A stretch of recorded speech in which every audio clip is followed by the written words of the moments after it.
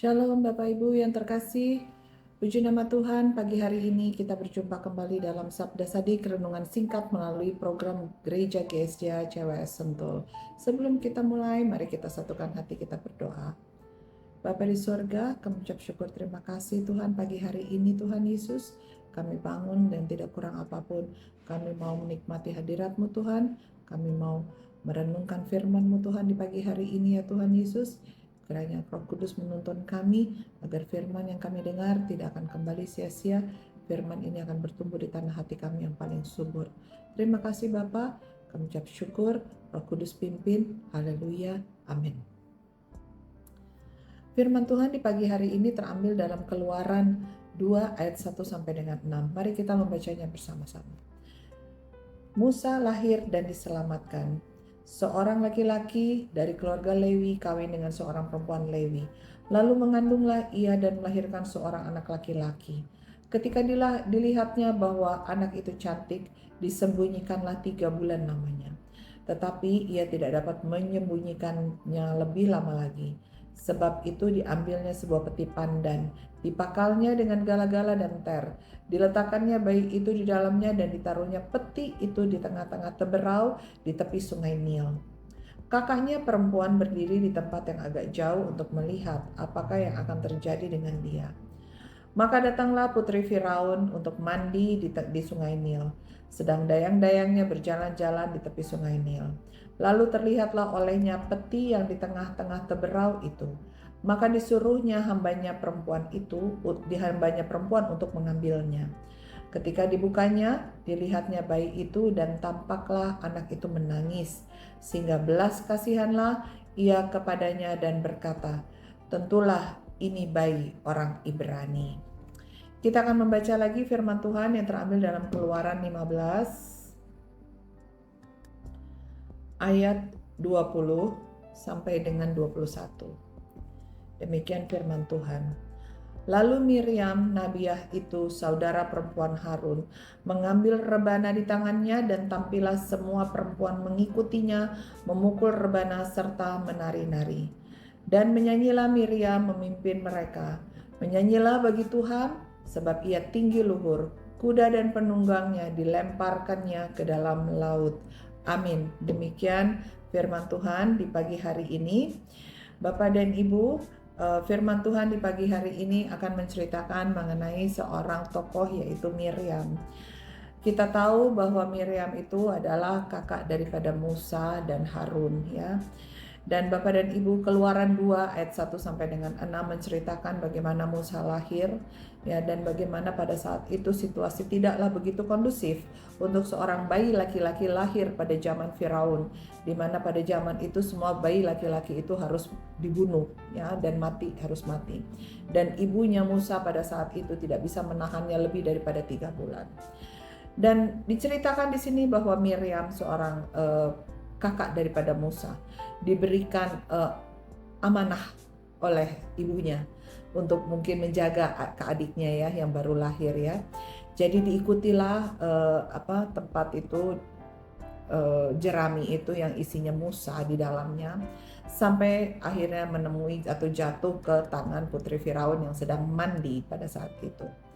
Dan pada saat dilihatnya bayi Musa begitu cantik, begitu elok, maka putri Firaun mengatakan bahwa tentulah ini bayi orang Ibrani ya. Saya tidak akan menceritakan bagaimana Musa selanjutnya, tapi yang saya akan ceritakan bagaimana Miriam di sini. Dan saya percaya pada saat itu Miriam diberikan suatu tugas yang cukup berat oleh ibunya pada situasi yang tidak kondusif ya, situasi tidak aman ya, dan dia harus mengikuti tempat itu yang isinya Musa. Dan pada saat itu saya percaya oleh karena kepatuhannya Miriam kepada orang tuanya, artinya dengar-dengaran dia kepada ibunya, sehingga dia terus mengikuti sampai di mana Musa ini akhirnya sampai bayi ini jatuh ke tangan siapa ya. Dan kemudian saya juga percaya karena pertolongan kuasa Roh Kudus atau kuasa Tuhan pada saat itu juga, dan itu pun juga rencana Tuhan, sehingga Miriam pun tiba-tiba menyampaikan kepada putri Firaun bahwa ada seorang ibu yang mampu atau sanggup untuk menyusui bayi ini, karena bayi ini saya percaya nangis terus ya, dia perlu susu karena bayi baru lahir. Dan saya tidak akan menceritakan lebih jauh lagi mengenai hal itu, tapi yang saya mau sampaikan di sini bagaimana Miriam adalah seorang wanita yang taat kepada orang tuanya, dan saya percaya taat juga kepada Tuhan ya.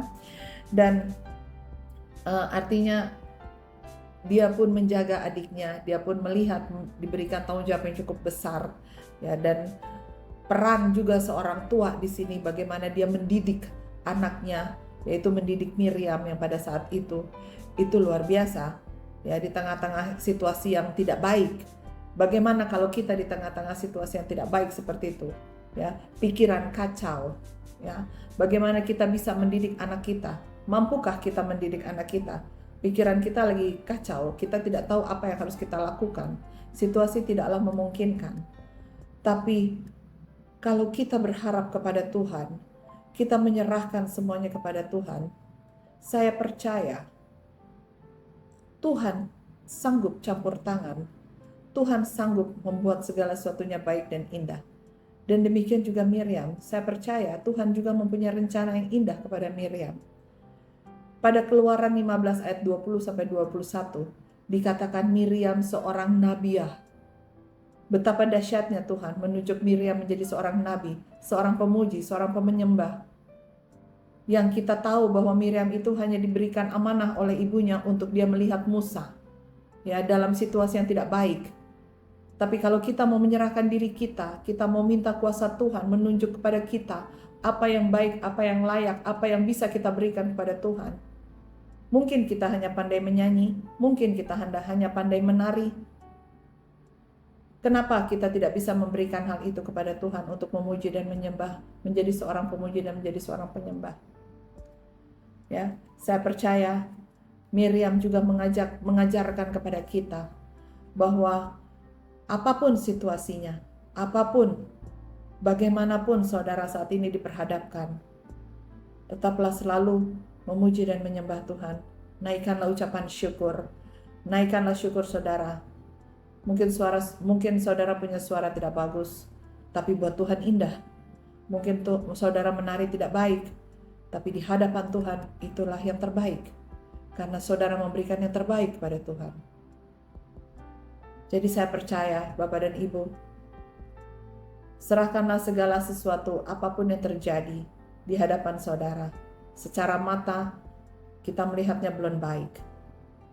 Tapi percayalah, kalau kita meminta pertolongan Tuhan Yesus, kita menaikkan ucapan syukur kita setiap hari.